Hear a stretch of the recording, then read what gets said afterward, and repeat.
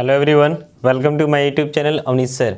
आज की इस वीडियो में मैथ्स में एक हम लोग यूनिक प्रॉब्लम देखने वाले हैं। प्रॉब्लम क्या है, इसमें बोल रहा है कि how can we solve this problem.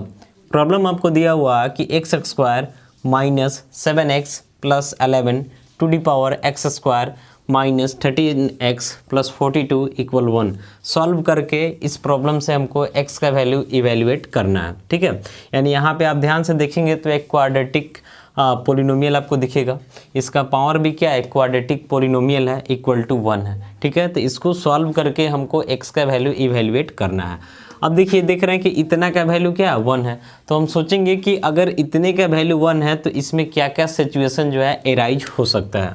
तो देखिए, सबसे पहले इसको सॉल्यूशन करने के लिए जो गिवन है पहले उसको हम डाल देते हैं कि x square minus 7x plus 11 to the power x square minus 13x plus 42 equal 1 है। अब हम सोचेंगे कि आखिर किस किस सिचुएशन में जो है इसका वैल्यू जो है 1 हो सकता है। तो आपको सबसे पहले पता है कि अगर 1 का पावर कुछ भी कर देते हैं तो उसका वैल्यू 1 ही आता है। जैसे 1 का पावर आप 0 ले लेते हैं, 1 का पावर 1 ले लीजिए, 1 का पावर 2 ले लीजिए, 1 का पावर कुछ भी ले लेते हैं, हर सिचुएशन में वैल्यू क्या आता है, तो 1 आता है। तो यहाँ पे पहला केस हम क्या अरेंज करेंगे कि 1 to the power m, then value क्या होगा 1।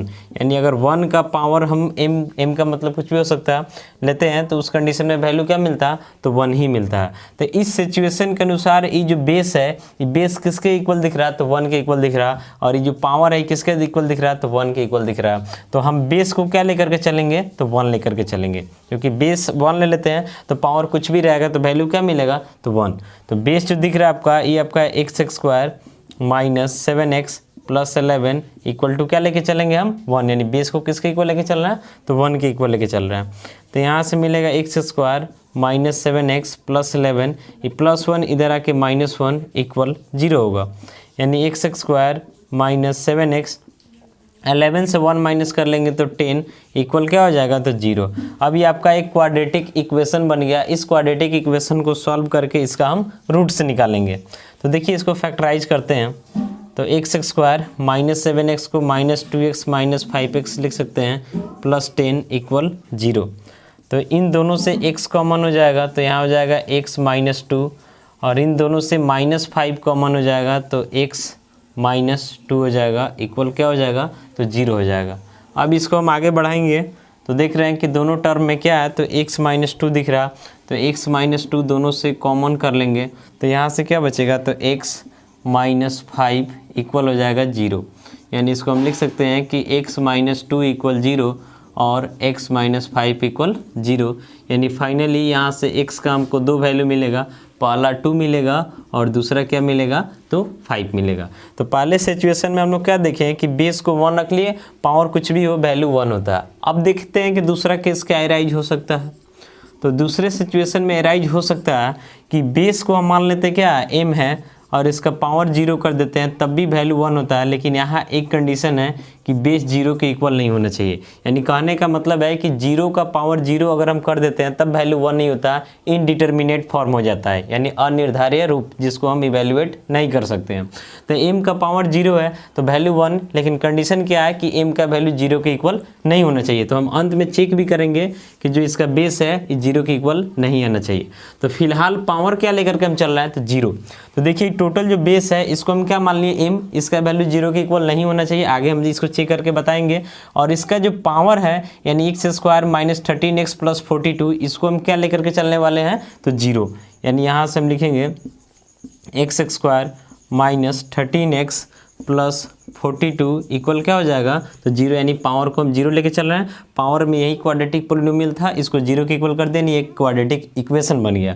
आपको पता होना चाहिए कि हम सीधे x square plus bx plus c लिख रहे हैं। ABC रियल नंबर है but a not equal to 0, तो इसको क्वाड्रेटिक पोलिनोमियल बोलते हैं।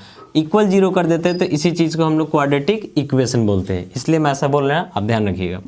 तो इसको अब फैक्टराइज करेंगे तो एक्स स्क्वायर 42 है, तो 42 से यहाँ -13 में लाना है, तो -6x -7x कर लेते हैं और +42 इक्वल क्या हो जाएगा, तो 0 हो जाएगा। इन दोनों टर्म से x को कॉमन करते हैं तो यहाँ हो जाएगा x -6, इन दोनों टर्म से -7 कॉमन करते हैं तो x -6 इक्वल 0।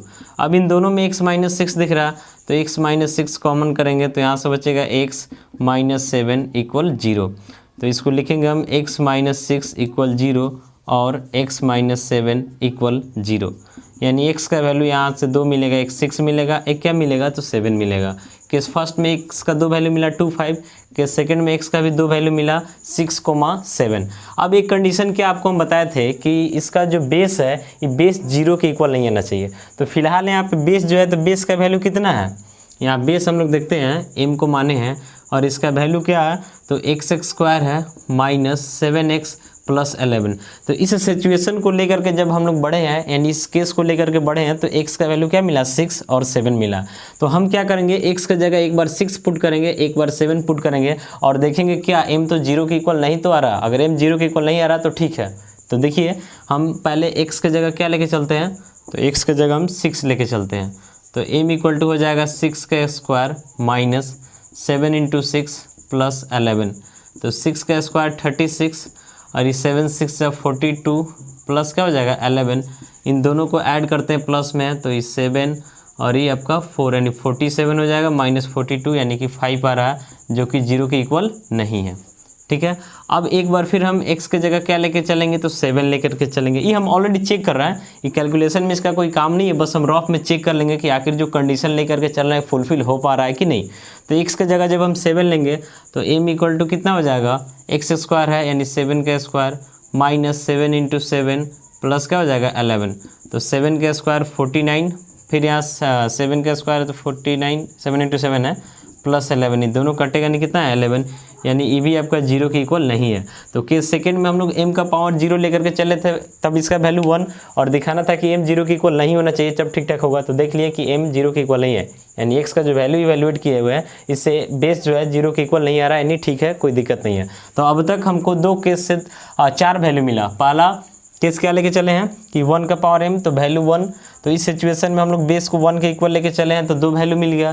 दूसरे सिचुएशन में m का पावर 0 यानी वैल्यू 1, m 0 के इक्वल नहीं होना चाहिए, तो पावर को 0 के इक्वल लेके चले, 2 वैल्यू यहाँ से मिल गया। अभी देखिए एक केस और एराइज होगा यहाँ पे, यानी जितना पॉसिबिलिटी संभव है सारे पॉसिबिलिटी को देखना होगा और तब इसके बाद हम लोग इसका सॉल्यूशन लिख सकते हैं। ठीक है, तो अब तक 2 पॉसिबिलिटी हमको दिखा, 2 का लिखिए। अभी एक पॉसिबिलिटी और है जिस सिचुएशन में इसका वैल्यू 1 हो सकता है। ये पॉसिबिलिटी क्या है, तो इसको आप ध्यान से देखेंगे।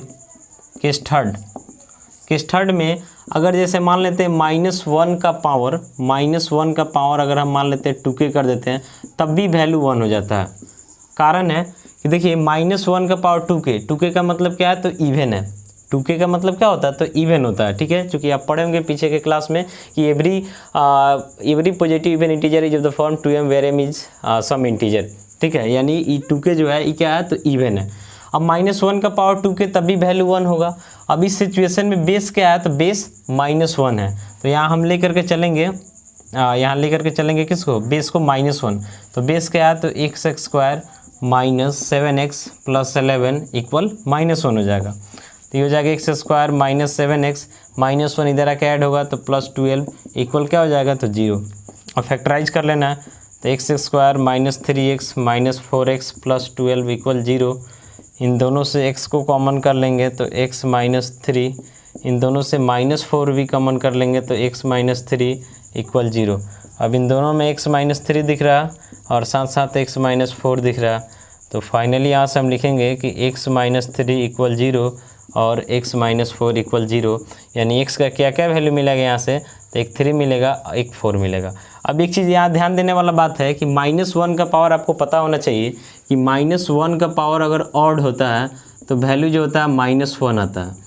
-1 का पावर इवन होता है तो वैल्यू +1 आता है। जैसे -1 को अगर हम 3 बार मल्टीप्लाई कर देते हैं तो वैल्यू -1 आ जाएगा, 5 बार कर देते हैं 7 बार, यानी ऑड टाइम्स मल्टीप्लाई कर देते हैं तो वैल्यू -1 आएगा, और इवन टाइम्स मल्टीप्लाई कर देते हैं तो वैल्यू क्या आता है, तो +1 आता है। तो एक चीज़ यहाँ पे आपको दिखाना पड़ेगा कि -1 का पावर जो 2 के लिए है ये 2 के इवन है कि नहीं। तो 2 के का मतलब क्या है, तो पावर, तो पावर यहाँ पे कितना है, 2 के का वैल्यू की बात करते हैं तो 2 के यहाँ पे जाएगा x² - 13x + 42, यानी यहाँ पे 2 के कितना है कि x² - 13x + 42। अब हमको दिखाना होगा कि अभी जो हम x का वैल्यू इवेलुएट किए 3 और 4, इससे ही इवन वैल्यू दे रहा है कि नहीं। तो एट x = 3, तो x = 3 पुट कीजिएगा तो 2k का वैल्यू निकालने के लिए x² यानी 3a² - 13 × 3 + 42 हो जाएगा। तो 3 का स्क्वायर 9 और 13 3 जा 39 + 42 हो जाएगा। ये दोनों प्लस में ऐड करेंगे तो 51 - 39 हो जाएगा। अब सब्ट्रैक्ट कर लेते हैं तो 11 - 9 यानी कि 2, ये हो जाएगा आपका 4 - 3 यानी कि 1 यानी 12, जो कि एक इवन नंबर को इंडिकेट कर रहा है। एक वैल्यू और है x = 4, इसको भी लेकर के देख लेते हैं कि 2 के इवन आ रहा है कि नहीं। तो 2 के इक्वल टू क्या हो जाएगा, x² यानी कि 4a² - 13x यानी 13 × 4 + 42। तो इसको लिखेंगे 4 का स्क्वायर 16, 13 4 जाए तो 52 प्लस क्या हो जाएगा तो 42। ये दोनों का सम कर लेते हैं तो 6 और 2 कितना हो जाएगा 8, 4 1 5 यानी 58 हो जाएगा, -52 यानी कि कितना आ रहा है तो 6 आ रहा है, जो कि एक इवन नंबर है। यानी जो कंडीशन है कि -1 का पावर 2k का मतलब इवन होना चाहिए। तो देख रहे हैं पावर में जो भी है तो इसका वैल्यू इवेलुएट किए तो आप पुट करने के बाद इवन आ रहा है, यानी कोई दिक्कत नहीं है। तो खैर ये हम चेक किए, ये रफ का काम है। मेन काम आपका क्या हुआ कि केस 1 में आपको 2 वैल्यू मिला, x का 2 और 5, केस 2 में आपको 2 वैल्यू मिला 6 और 7, और केस 3 में भी 2 वैल्यू मिला 3 और 4। तो फाइनली अगर यहाँ पे टोटल वैल्यू का बात करते हैं हम एक साथ, तो x का यहाँ पे हमको टोटल 6 वैल्यू मिल गया। x का टोटल कितना वैल्यू मिला 6। अब हम लिखते हैं कौन कौन 6 वैल्यू है, देखिएगा ध्यान से, और इसके बाद एक कंसेप्ट और इसमें देंगे, वैसे भी क्वेश्चन एराइज किया जा सकता है आपसे। तो देखिए फाइनली यहाँ पे x का हमको वैल्यू क्या क्या मिला, देयरफॉर तो टोटल कितना सॉल्यूशन है, 2 सॉल्यूशन फिर 2 फिर 2 यानी टोटल 6 सॉल्यूशन हुआ। तो लिखेंगे देयरफॉर रिक्वायर्ड 6 सॉल्यूशंस आर, क्या हो जाएगा तो x की जगह सबसे पहले मिला 2, फिर 3, सबको सजा के लिख रहे हैं 2 3 4 5 6 7 यानी 1 2 3 4 5 6, टोटल कितना वैल्यू मिला तो 6 वैल्यू मिला। यानी इस क्वेश्चन में x का 6 वैल्यू मिला, क्या क्या तो 2 3 4 5 6, ठीक है, यानी सब पे सेटिस्फाई करेगा। x की जगह अगर आप 2 भी ले लेते हैं और यहाँ भी 2 ले लेते हैं तभी वैल्यू 1 आ जाएगा, 3 4 5 6 7, यानी उसमें से किसी वैल्यू को डाल दीजिएगा तो इसको सेटिस्फाई करेगा। यानी x का कितना सोल्यूशन मिला तो 6 सोल्यूशन मिला। अब कभी कभी बोलता है कि इस सिचुएशन में जितना भी इसका सोल्यूशन उसका प्रोडक्ट क्या होगा, यानी इसका जो भी 6 सॉल्यूशन है उसका प्रोडक्ट के बारे में बात करेगा। तो प्रोडक्ट क्या हो जाएगा तो 2 × 3 × 4 × 5 × 6 × 7। अब इस चीज़ में देख रहे हैं कि 1 तो छुपाया हुआ, तो इसको हम चाहें तो लिख सकते हैं फैक्टोरियल ऑफ 7।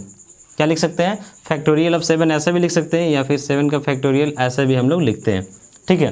तो ध्यान दीजिएगा कि फैक्टोरियल अगर आप जानते हैं तो अच्छा बात है, नहीं जानते हैं तो शॉर्ट में बता रहे, जान लीजिए। जैसे हम लिख रहे हैं फैक्टोरियल का सिंबल आप ऐसा भी दे सकते हैं, ऐसा भी दे सकते हैं।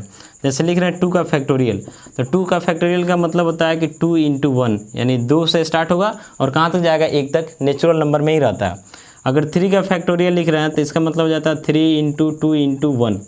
4 का फैक्टोरियल लिख रहे हैं तो इसका मतलब जाता है 4 × 3 × 2 × 1, प्रोडक्ट कर लेना जो आएगा। यानी जितना का फैक्टोरियल बोल रहा है वहाँ से आपको स्टार्ट कर लेना। जैसे 10 का बोल रहा है तो 10 × क्या हो जाएगा 9 × 8, नेचुरल नंबर में ही जाना है, घटते जाना, 7 फिर 6 और इसके बाद आपका क्या आ जाएगा 5 आ जाएगा, 4 आ जाएगा, 3 आ जाएगा, 2 आ जाएगा, 1 आ जाएगा, यही फैक्टोरियल कहलाता है।